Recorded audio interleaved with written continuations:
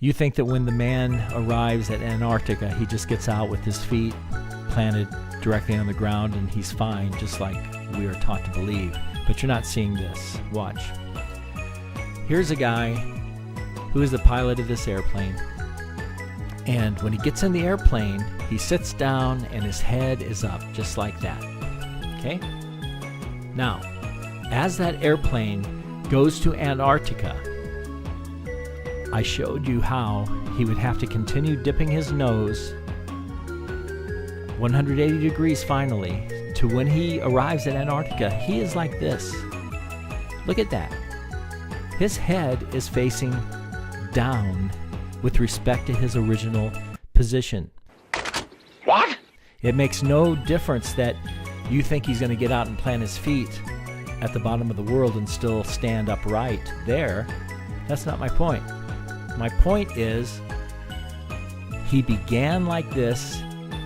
He flew to the bottom of the earth, and while he did that, he had to turn his airplane to stay with the contour of the earth, and he himself is upside down.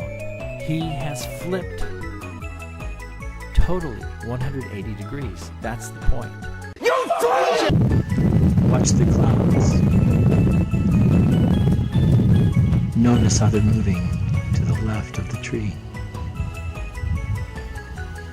That direction is to the southeast. The wind is blowing from the northwest to the southeast. And look at those clouds. Real clouds for a change instead of chemtrails. But notice how quickly they're moving. But they're not moving at 1,000 miles per hour, are they? How do you explain clouds moving at, 100 miles an hour? Less than 100 miles per hour within an atmosphere that supposedly is moving at 1,000 miles per hour toward the east, ever toward the east. The model just doesn't make any sense. You cannot have these little gusts of wind. You cannot have these clouds moving at 30 miles per hour from northwest to southeast if they were in the midst of 1,000 mile per hour whirlwind. I'm looking at an almost full moon. I'm looking directly west. The sun is not behind me. The sun is not reflecting off the moon. The sun set over 8 hours ago, and the sun would be well beyond the horizon on the other side of the world, shining on the back of the moon, not on its face as we see here.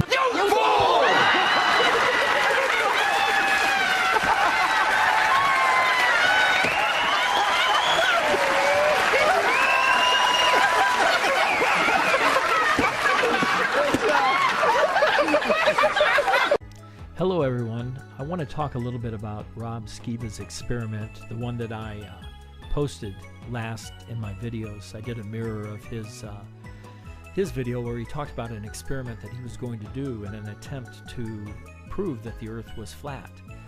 I hope there's some of you who know Rob who can get this information to him. I think he would be very interested in it. I really respect Rob. I think he does great work. I think he's a very honest man, and I do believe that he sees many things clearly. You fool! So this is not at all to derogate his work. I just thought of this after I had watched his video, and I was very excited when I saw his video because I thought, wow, this is going to be great. But then I thought about other round surfaces, and I thought, well, why don't I compare this to something that I can more easily grasp the size of? And I thought of a basketball. So let's just look at these numbers I've come up with. The radius of the Earth is 3,959 miles. Now Rob's experiment we'll take a drone up to 100,000 feet above the Earth. And if you convert that to miles, that's 18.94 miles. So I thought, okay, let's look at a basketball. The radius of a basketball is approximately 4.78 inches. And if you convert that to miles, it's 0.00007544 miles. Then I determined, let's see how 100,000 feet above the Earth would compare to how high we would be above a basketball if we use that same ratio. So basically, I just set up a simple algebraic equation, and that would be 18.94 miles is to 3,959 miles, so 18.94 divided by 3,959 equals x miles above the basketball divided by the radius of the basketball in miles. Now, solving for x, we get 0.000036090077. And converting now to inches, that would be miles because all of these calculations above were in miles. So we convert this to inches and we get 0.02287 inches. Well, I wanted to look at something else that might even be easier to understand, so I converted that to millimeters. And it turns out that 0.02287 inches equals 0.581 millimeters. The point is, if you were to go 100,000 feet above the Earth, that would be like rising to 0.6 of a millimeter over a basketball surface, or 0.02287 inches. 0.02, not even 0.03 of an inch. In other words, that's very, very small. That's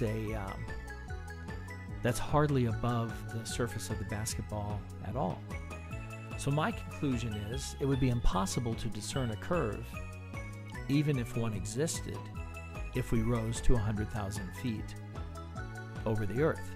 I mean, think of it. Think of yourself being 0.02 of an inch, or 0.6 of a millimeter above the surface of a basketball. Well, you're barely above the surface. You could not possibly see whether that surface began to go down like a sphere would, or whether that surface was just flat in front of you. So my point is that I believe that Rob Skiba's experiment will really tell us nothing at all. This is not to say that his belief or my belief in the flat Earth is wrong. I believe it is correct for many reasons. The most simple reason, and one that all of you need to understand, is simply look at the pictures of Lake Michigan, where you see Chicago from the other side of Lake Michigan. You simply would not see it that way if, in fact, the Earth were a sphere, because the city would be underneath your line of vision. You fool! I'm Peter Fool!